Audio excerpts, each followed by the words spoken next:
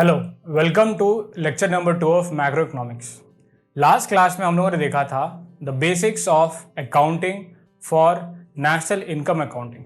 उस लेक्चर में हम लोगों ने सिर्फ दो एंटिटी लिया था, जो था हाउस होल्ड और फर्म्स जो सामान प्रोड्यूस कर रहे हैं और हाउस होल्ड जो सामान कंज्यूम कर रहे हैं।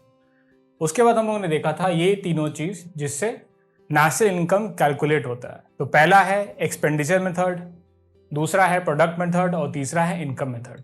ये सिंपलिस्ट डायग्राम था सर्कुलर इकोनॉमी के लिए, जिसमें फर्म्स कुछ सामान प्रोड्यूस कर रहे हैं, वो चीज़ें कंज्यूम कर रहा है हाउस होल्ड, और हाउस होल्ड वो पैसा फर्म को पे कर रहा है, और फर्म्स पैसा पे कर रहे हैं in terms of labour to the household. अब इस चीज़ को थोड़ा आगे बढ़ाते हैं, इस चीज़ को और कॉम्प्लिकेटेड करते हैं, जैसा हम लोगों को यूपीएससी के लिए जानने की ज़रूरत है। तो हम लोगों का पहला है प्रोडक्ट मेथड और वैल्यू एडेड मेथड। ये सबसे कॉमन मेथड है to know the national income of a country. अगर हम लोग इसको सिंपल टर्म्स पे देखें तो अगर इसके सिर्फ नोमेनक्लेचर पे जाएं तो ये है वैल्यू एडिशन। तो अगर हम वैल्यू एडिशन होता क्या है, कोई एक सिंपल प्रोडक्ट को कॉम्प्लिकेटेड प्रोडक्ट बनाने में और इवेंचुअली उसको एंड कंज्यूमर तक बेचने के लिए you need to add some value to the product. जैसे लास्ट क्लास में भी एग्जाम्पल था इस शर्ट का, कॉटन में वैल्यू एडिशन हुआ है तब जाके ये शर्ट बना है। तो किसी भी फर्म का वैल्यू एडिशन जब देखते हैं कि वो वैल्यू एडिशन के थ्रू कितना अर्न कर रही है, तो हम लोग ये देखते हैं value addition, value of the output जो फाइनल गुड था। अगर इस शर्ट की बात करें तो उस कंपनी ने जब ये शर्ट को बेचा था तो ये आउटपुट हो गया, उसका वैल्यू हो गया, और माइनस करेंगे उसमें से एक्सपेंडिचर जो उसने इन्वेस्ट किया है टू प्रिपेयर दिस शर्ट।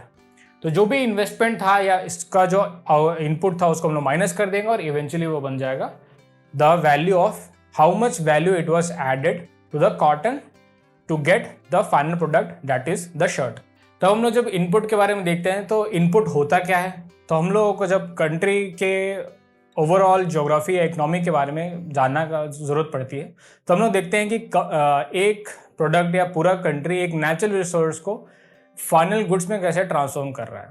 उसी फॉर्म में फर्म्स भी यही काम करते हैं, एक छोटा प्रोडक्ट लेके उसको मैन्युफैक्चर करके बड़ा प्रोडक्ट बनाते हैं, फाइनल कंज्यूमर को बेचते हैं। तो उसमें इनपुट क्या क्या लगता है, तो जो इनपुट है जो सबसे कॉमन है वो कैपिटल, पैसा खर्च होगा टू बाय द गुड्स, पैसा खर्च होगा तो बिल्ड द मशीन और बाय द मशीन, जिससे वो चीज़ प्रोसेस होके इवेंचुअली फाइनल गुड्स में ट्रांसफॉर्म होगा। दूसरा है लेबर, कोई भी मशीन तो अपने आप काम नहीं करती है, उस चीज़ को ट्रांसफॉर्म करने के लिए यू नीड लेबर। तो लेबर में भी इन्वेस्टमेंट होता है, वो भी एक तरह का इनपुट हो गया। और जो इंटरमीडिएटरी गुड्स है, जैसे कि इसमें बटन लगा है तो भी कि ये इंटरमीडिएटरी गुड्स है, इसको भी हम कैलकुलेट करेंगे एज एन इनपुट कॉस्ट। तो ये हो गया, अगर ये हो गया सिंपल टर्म्स में एक फर्म का value addition to a simple product. तो अगर हम लोग इसको एक साल में एक फर्म का सारा वैल्यू, उसका जो वैल्यू चेन है उसको हम कैलकुलेट करेंगे, तो हम लोग देखेंगे कि हम लोग देखते हैं इसको जो फाइनल आउटपुट आएगा वो होगा the product output of the firm. इसके बाद जो नेक्स्ट है वह है नेट वैल्यू एडिशन। तो जो हम लोग लास्ट वैल्यू एडिशन था उसको हम लोग एक स्टेप बीच में एक स्टेप बढ़ाते हैं आगे और देखते हैं कि नेट वैल्यू एडिशन क्या होता है। तो जो हम लोग जो देखे थे वैल्यू एडिशन था, ये था कंप्लीट ग्रोस। जब हम लोग कोई भी सामान बनाते हैं जो कैपिटल गुड या मशीनरी लग रहा है तो वो इवेंचुअली साल दर साल डिप्रिशिएट होता है। तो अगर हम लोग किसी भी फर्म का डिप्रिशिएशन कॉस्ट अगर माइनस कर देते हैं तो हम लोगों को उसका नेट वैल्यू एडिशन मिलता है। क्यों? ये हम लोग इसीलिए कर रहे हैं क्योंकि हर साल उसको कुछ ना कुछ लॉस होता है इन terms of fixed capital asset. Machine में कुछ रस्टिंग हो गया या कोई भी प्रॉब्लम हो गया, वो उसका डिप्रिशिएशन हो जाएगा। तो उसका जो फाइनल आउटपुट जो इनकम वो जनरेट कर रहा है प्रोडक्ट बनाने से, उसको आप डेप्रिशिएशन से माइनस कर दें और आपका आ जाएगा नेट वैल्यू एडिशन। ये इसीलिए इंपॉर्टेंट है ताकि आपको पता चले कि अगर आप एक इकोनॉमी में डेप्रिशिएशन को हटा दिया जाए तो कितना फाइनल गुड प्रोड्यूस कर रही है, कितना एफिशिएंट है। तो अगर हम लोग डेप्रिशिएशन को हटा दें तो ऐसी बहुत सारी चीज़ें आएंगी जो और भी हटाने की ज़रूरत है, क्योंकि ऐसा बहुत सारी चीज़ें का इन्वेस्टमेंट या उसका एक बार जो उसमें खर्च होता है वो बहुत सालों तक चलता है। तो उसमें सबसे पहले है कि अगर हम इन्वेस्टमेंट के फॉर्म में देखें तो इन्वेस्टमेंट क्या क्या होता है। जैसे इन्वेस्टमेंट ही क्यों ले रहे हैं, क्योंकि एक बार इन्वेस्टमेंट आपने किसी चीज़ में कर दिया तो एटलीस्ट वो 5, 7 साल, 10 साल, मे बी 20 साल भी चलता है। तो सबसे कॉमन इन्वेस्टमेंट है वो है इन्वेंटरी।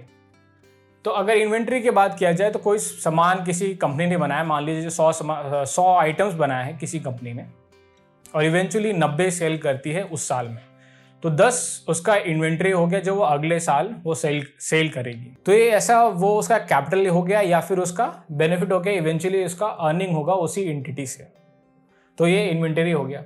फिक्स्ड बिजनेस इन्वेस्टमेंट, जो कैपिटल गुड्स उसमें खर्च किए गए हैं वो होता है फिक्स्ड बिजनेस इन्वेस्टमेंट। और कोई भी फैक्ट्री या कोई भी प्रोडक्शन यूनिट जो होगा वो कहीं ना कहीं तो लगेगा। जो लैंड होता है उस पर उनको कुछ ना कुछ रेट्स पे करने होते हैं, सॉर्ट ऑफ रेंट।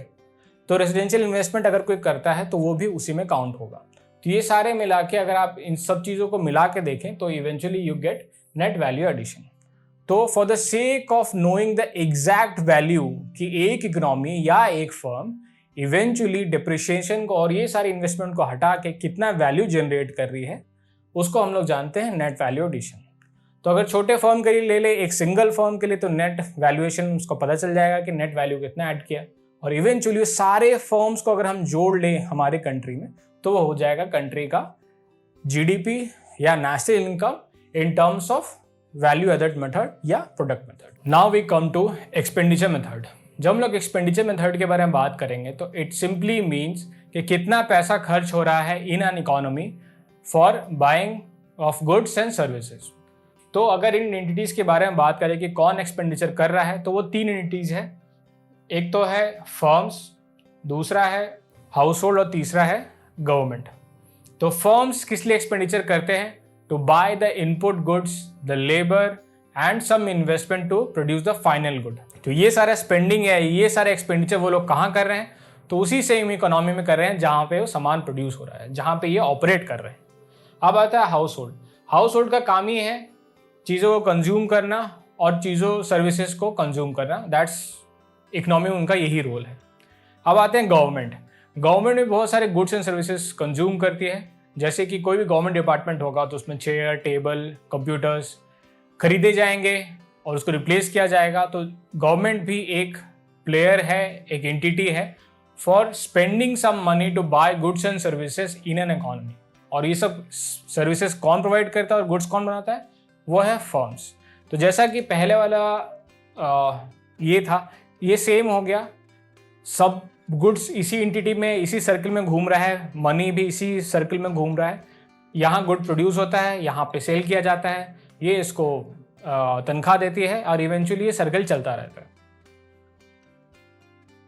अब हम लोग आते हैं, ये तीनों एंटिटीज़ हो गए। अब देखते हैं कि इसमें और इन सब के एक्सपेंडिचर अगर हम लोग जोड़ लें तो eventually we come to national income by expenditure method. अब आते हैं role of import and export. हम सभी जानते हैं हम लोग कोई भी चीज़ कंज्यूम कर रहे हैं तो या तो वो इम्पोर्टेड होगा या तो फिर हम लोग के देश में ही बना होगा, या अगर कोई चीज़ देश में बना भी हो तो उसमें में भी कोई इनपुट गुड ऐसा होगा जो फॉरेन से आया है, उसको एज एन इनपुट गुड यहाँ की कंपनीज ने इम्पोर्ट किया है, फिर उसको उसमें कुछ ट्रांसफॉर्मेशन ला के फाइनल गुड इंडिया में बेचा है। तो और ये सेम चीज़ होता है जो फर्म्स इंडिया में काम कर रहे हैं, वो कुछ चीज़ें ऐसे बनाते हैं जो वो फाइनली बाहर एक्सपोर्ट करते हैं। तो हम लोग इम्पोर्ट एंड एक्सपोर्ट को इस चीज़ से फाइनल जो हम लोग एक्सपेंडिचर उसमें से माइनस कर रहे हैं, वो इसीलिए कर रहे हैं क्योंकि हमें जानना है कि जो हम लोग की ज्योग्राफिक एंटिटी में जो natural goods and services available है उसका फाइनल आउटकम या फाइनल एक्सपेंडिचर कितना हो रहा है। तो eventually if we buy something that has been exported by any other firm बाहर से और वो हम लोग इंपोर्ट करके बाय कर रहे हैं, तो जो पैसा पे किया जा रहा है इवेंचुअली इंडिया में तो नहीं रहा है, वो इंडिया से बाहर जा रहा है। और सेम चीज़ हम लोग जो फर्म्स यहाँ चीज़ें बना रहे हो वो बाहर जाके बिकता है, तो वो हो गया एक्सपोर्ट।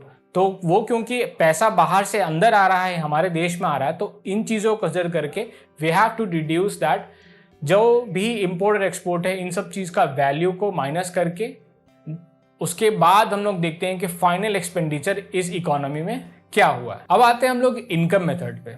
अब ये इनकम मेथड समझने के लिए सबसे आसान है, हम लोग इस पे जाते हैं हमारे पहले वाले स्लाइड पे, जिसमें ये था कि इनकम कैसे जनरेट हो रहा है। तो हाउस होल्ड इनकम ऐसे जनरेट होता है कि they provide their factor labour जो वो दे रहे हैं, फैक्टर ऑफ प्रोडक्शन, और eventually the household is paid as जो उनका लेबर का अर्निंग्स है वो फर्म्स पे करते हैं। तो ये एक इनकम का तरीका हो गया, इनकम जानने का। अब हम लोग इसको और समझेंगे कि इसमें फर्म्स का क्या रोल है और इनकम मेथड इसमें कैसे काम करता है। तो हम लोग आते हैं इनकम मेथड।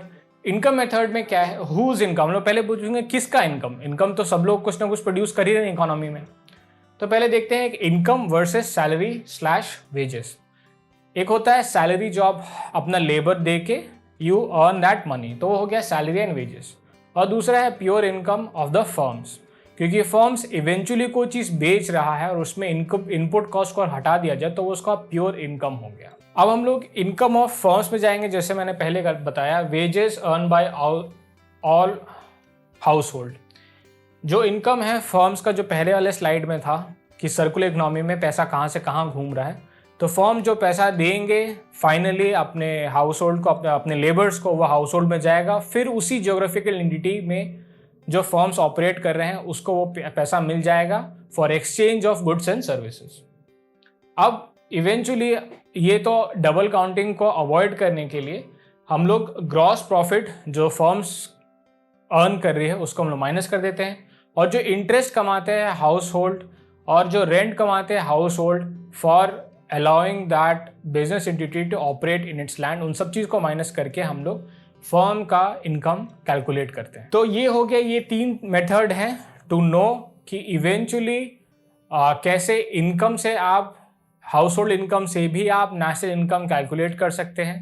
इवेंचुअली आप ये देखेंगे कि ये सारे इनकम मेथड से या फिर एक्सपेंडिचर मेथड से और वैल्यू एडिशन मेथड से वी गेट टू नो कि एक इकोनॉमी में, एक ज्योग्राफिकल एंटिटी में कितना इकोनॉमिक ट्रांजैक्शन हो रहा है। तो समिंग अप दिस लेक्चर, हम लोग डाउन इसी पे आते हैं कि we have 3 ways to know कि एक इकोनॉमी में कितना पैसा घूम रहा है, इकोनॉमिक ट्रांजैक्शन कितना हो रहा है, और एक ईयर में, फाइनेंशियल ईयर में कितना पैसा ट्रांजैक्ट हुआ है। तो ऑब्वियसली कितना एक्सपेंडिचर किया है फर्म्स ने, गवर्नमेंट ने और बिजनेसेस ने और हाउस होल्ड ने, और दूसरा है कितना प्रोडक्ट वैल्यू ऐड हुआ है एक सिंपल प्रोडक्ट से फाइनल गुड में, उसको भी हम लोग अगर सारे कैलकुलेट कर ले तो we get a product value. और तीसरा है इनकम मेथड, जिससे सारे जितना इनकम सारे फर्म्स और सारे हाउस होल्ड कमा रहे हैं इन अ फाइनेंशियल ईयर, उसको हम सबको एक्यूमुलेट करेंगे तो we get national income by income method. Thank you very much.